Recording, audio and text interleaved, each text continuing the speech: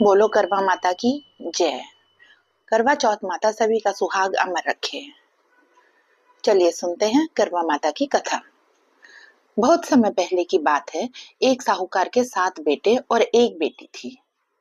बेटी सबसे छोटी और सबकी दुलारी थी। उसका नाम करवा था। सातों भाई अपनी बहन से बहुत प्यार करते थे, यहाँ तक कि वे पहले उसे खाना खिलाते और बाद में खुद खाते थे। एक बार उनकी बहन ससुराल से मायके आई हुई थी। शाम के समय सारे भाई जब अपने अपने काम से लौटकर घर आए तो देखा उनकी बहन बहुत व्याकुल थी।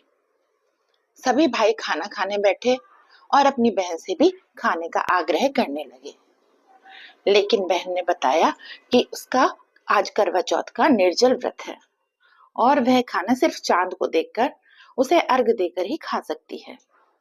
क्योंकि चंद्रमा अभी तक निकला नहीं है, इसलिए वह भूख प्यास से व्याकुल हो उठी है।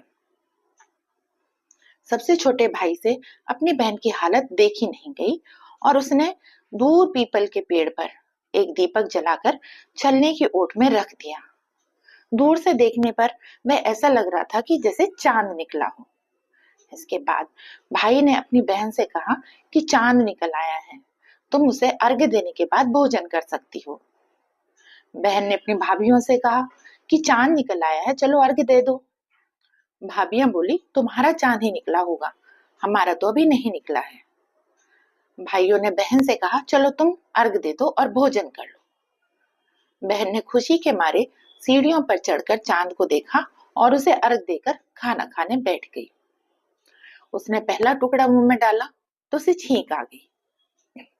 दूसरा टुकड़ा डाला तो उसमें बाल निकल आया और जैसे ही उसने तीसरा टुकड़ा मुंह में डालने की कोशिश की तो उसके पति की मृत्यु का समाचार उसे मिला।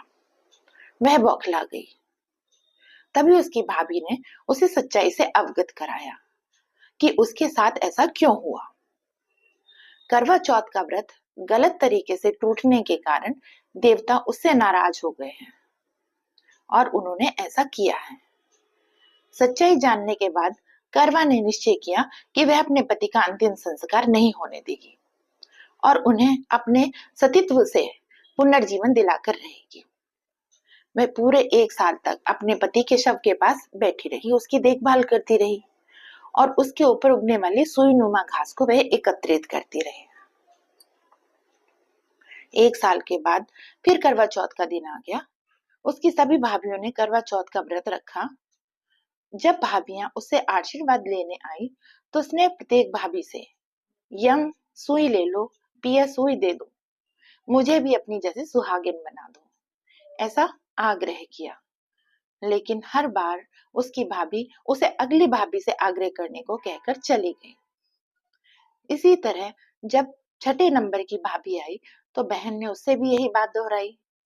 इस बार भाभी ने उसे बताया कि क्योंकि सबसे छोटे भाई की वजह से उसका व्रत टूटा था, इसलिए उसकी पत्नी में ही वह शक्ति है कि वह तुम्हारे पति को दोबारा जीवित कर सकती है। इसलिए जब वह आए तो तुम उसे पकड़ लेना और जब तक मैं तुम्हारे पति को जिंदा ना कर दे उसे नहीं छोड़ना। ऐसा कहकर वह चली गई। सबसे अंत में छोटी भाभी आई। करवा उनसे भी उसे सुहागिन बनाने का आग्रह करने लगी, लेकिन उसकी भाभी टाल मटोली करने लगी।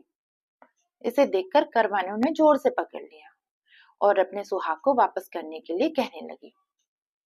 भाभी ने उससे पीछा छुड़ाने के लिए उसे नोचा, खसोटा, लेकिन करवा ने उसे नहीं छोड़ा। अंत में उसकी तपस्या को देख भाभी का दिल पसीज गया और उसने अपनी छोटी उंगली को चीरकर उसमें से अमृत उसके पति के मुंह में डाल दिया। करवा का पति तुरंत श्री गणेश कहता हुआ उठ बैठा। इस प्रकार करवा माता की कृपा से उसकी छोटी भाभी के माध्यम से करवा को अपना सुहाग वापस मिल गया।